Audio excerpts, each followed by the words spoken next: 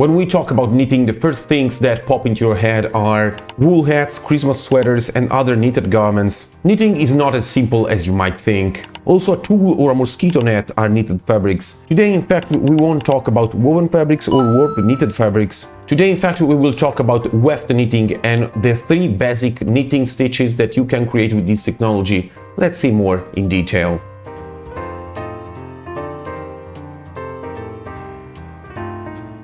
Weft knitting is considered the classical way of knitting, the one similar to knitting needles that grandma uses. With this knitting technology you can create t-shirts, polo shirts, sweatshirts and many others. Weft knitted fabrics can be obtained by flatbed knitting machines and circular ones. Depends on the speed and the quality of the fabric. Weft knitting is formed by the knitting cycle. The knitting cycle works like this. One yarn is taken and pulled by the needles. There are several types of different needles, and according to the needles and the calibration of the machine, you choose to create the following stitches: knit stitch, tuck stitch and slip stitch. Before talking about the difference of these different stitches, let's have a step back and see how a knitted fabric is made. When you knit, you create a line of knit stitches called curls, whereas the column is called wale. It's practically the same as for woven fabrics with warp and weft. When you create a fabric, you can choose what type of stitch you can make. As I said previously, we have knit, tuck and slip. Knit stitch means that you can create the knit stitch, very recognizable since you see the V shape on the right side. Here we have an example of all knit stitches.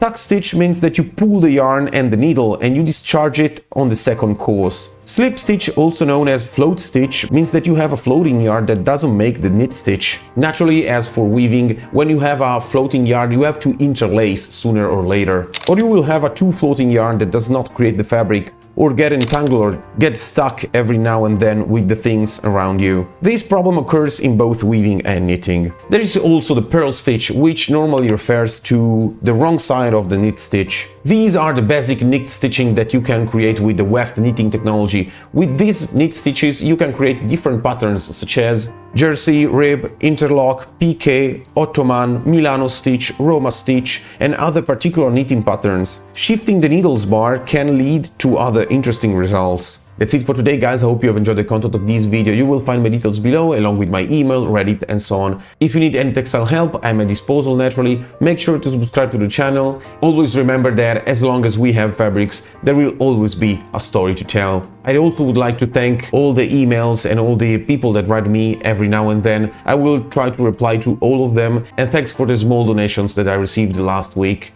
Very much appreciated, guys. That's all for today. I hope to see you guys in the next video.